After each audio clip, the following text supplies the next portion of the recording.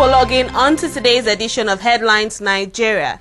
This is the Abuja studios of NITV and my name is Grace Ukot. Let's go to summaries of news, business, politics and sports. Vanguard newspaper will extradite Ibori EFCC.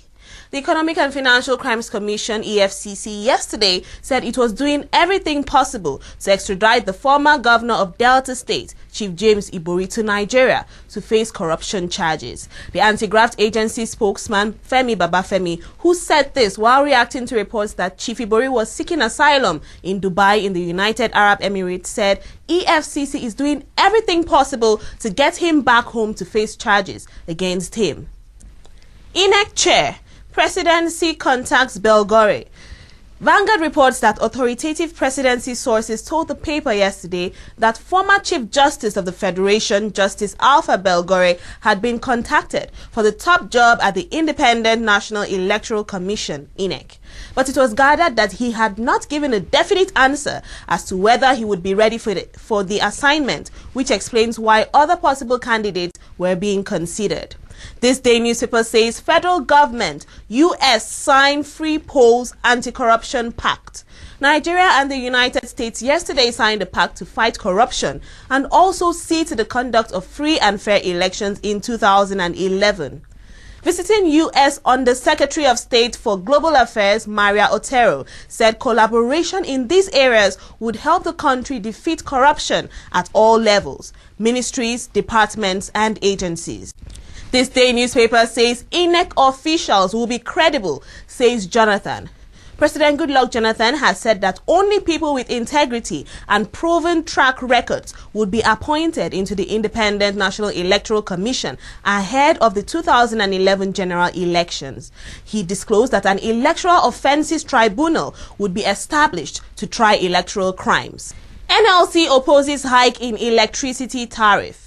The Nigeria Labour Congress has condemned government's plan to increase electricity tariff, describing it as the height of irresponsibility and total lack of wisdom. While saying that the move would be opposed, the General Secretary of the NLC, Comrade John Oda, said the proposed action amounts to government adding further burden on Nigerians under the prevailing scenario where many business concerns depend on generating their power needs or closing down their operations or relocating out of the country. This day newspaper, Osun, tension as tribunal gives verdict today. As the Osun State Gubernatorial Election Petition Retrial Tribunal, led by Justice Ali Garba, concludes its assignment today, palpable fear has gripped the People's Democratic Party and the opposition, Action Congress, over which way the verdict will swing. Punch newspaper, Ribadu, federal government awaits petition of other 139 officers. The federal government on Thursday said it was ready to look into the case of 139 police officers demoted with the former chairman of the Economic and Financial Crimes Commission, Mr. Nuhu Ribadu. It said that Ribadu's case was singled out with his rank restored on Monday, as he was the only one that appealed to the Police Service Commission asking to restore his rank. And moving over to politics, Vanguard newspaper, my success depends on NAS, says Jonathan.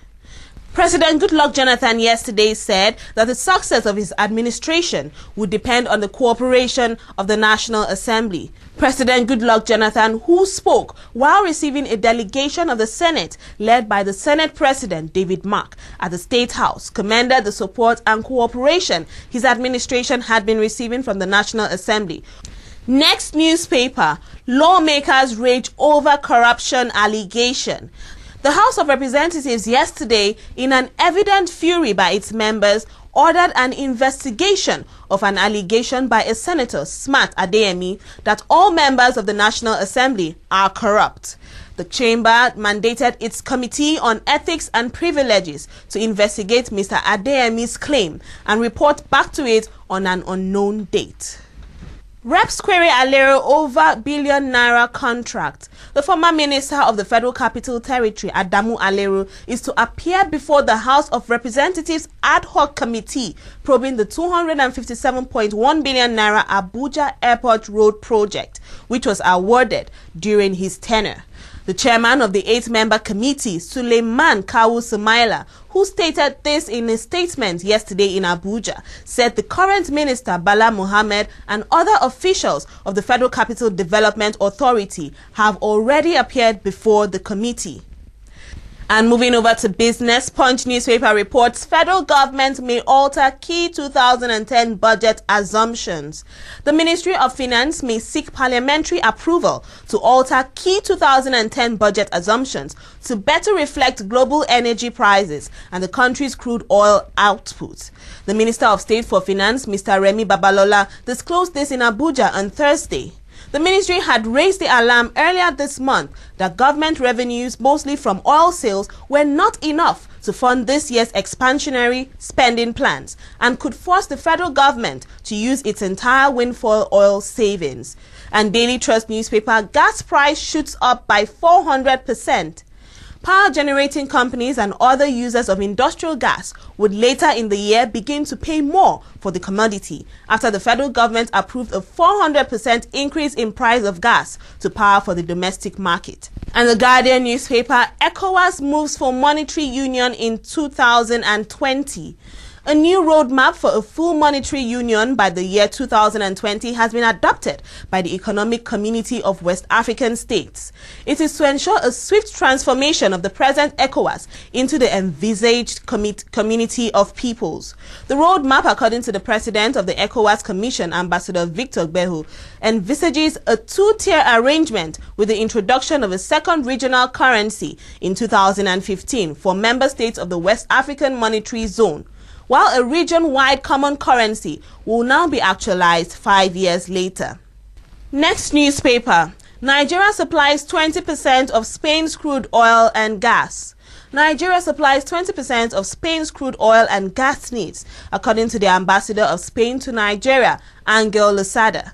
The envoy said Spain was Nigeria's second most important trade partner, noting that the maiden visit of Prime Minister Jose Zapatero to Nigeria in June 2009 had boosted bilateral relations.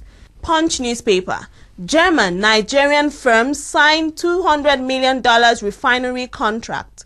A private German company, Lorman Group, has signed an initial $200 million contract with the Nigerian oil firm Antonio Oil PLC to ship and reassemble a mothballed 30,000 barrel per day refinery from Cyprus to Nigeria. The German firm's chief executive said the facility would be moved to Iwopin, Ogun State, where Antonio Oil had started its intention to run a refinery and could help ease Nigeria's dependence on oil product imports. Vanguard newspaper, World Bank to create 100,000 jobs from Nigerian entertainment. For 3 days early this month, Tuesday, May 4, Thursday, May 6, and Monday, May 10, the Nigerian Export Promotion Council, World Bank, National Film and Video Censors Board, Nigerian Film Corporation, and Nigerian Copyright Commission, in a collaboration, came together for the purpose of exporting Nigerian entertainment to global audience. And on sports news, Vanguard newspaper says, My Argentina fears Osaze. Super Eagles winger Osaze Odemwingie has warned that Nigeria's obsession with the Argentine threat might end up jeopardizing the team's aspirations at the World Cup, taking place for the first time on the African continent. Colombia clash will be tougher, Lawal warns Eagles. Atlanta 96 Olympic Games gold medalist Garba Lawal expects the Super Eagles to face a tougher challenge against Colombia in their controversial friendly encounter in London on Sunday, and warned the players that they must go to full throttle to leave the field with their heads high.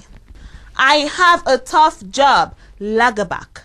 Nigeria coach Las Lagerbach has admitted he has a very difficult job ahead after his team posted an uninspired performance against Saudi Arabia in a World Cup warm-up game. Ike predicts keeper battle in Eagles. A former Super Eagles goalkeeper, Ike Shoromu, has predicted a battle against the goalkeepers for a starting role in the team ahead of the World Cup. And that's it on this edition of Headlines Nigeria. Thanks for logging on.